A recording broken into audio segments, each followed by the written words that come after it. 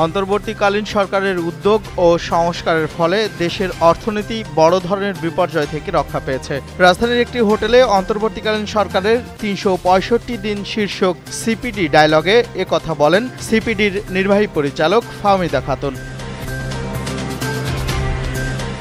আইনশৃঙ্খলা বাহিনীর হারানো এবং লুট হওয়া অস্ত্রের সন্ধান দিতে পারলে পুরস্কার দেয়া হবে বলে জানিয়েছেন স্বরাষ্ট্র উপদেষ্টা লেফটেন্যান্ট জেনারেল অবসরপ্রাপ্ত জাহাঙ্গীর আলম চৌধুরী। স্বরাষ্ট্র মন্ত্রণালয়ের এক সভা শেষে এসব কথা বলেন তিনি।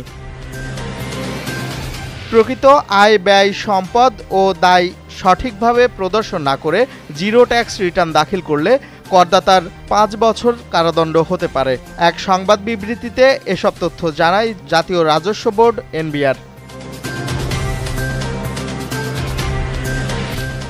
অভ্যন্তরীণ নিরীক্ষা পরিদপ্তর থেকে রাজধানী উন্নয়ন কর্তৃপক্ষের ২০০৯ থেকে ২০২৪ পর্যন্ত সময়ের আয় ব্যয়ের হিসাব সংক্রান্ত যাবতীয় কার্যক্রমের নিরীক্ষা পরিচালনার নির্দেশ দিয়েছে গৃহায়ন ও গণপূর্ত মন্ত্রণালয়। মন্ত্রণালয়ের এক সংবাদ বিবৃতিতে এ তথ্য জানানো হয়। বৈশ্বিক পরাশক্তি চীন এবং যুক্তরাষ্ট্রের সাথে ভারতের কূটনৈতিক তৎপরতা তলানিতে গিয়ে ঠেকেছে, যা বিব্রতকর রাজনৈতিক পরিস্থিতির সৃষ্টি করেছে। এক প্রতিবেদনে এমন তথ্য জানিয়েছে সংবাদ মাধ্যম দ্য নিউ ইয়র্ক টাইমস।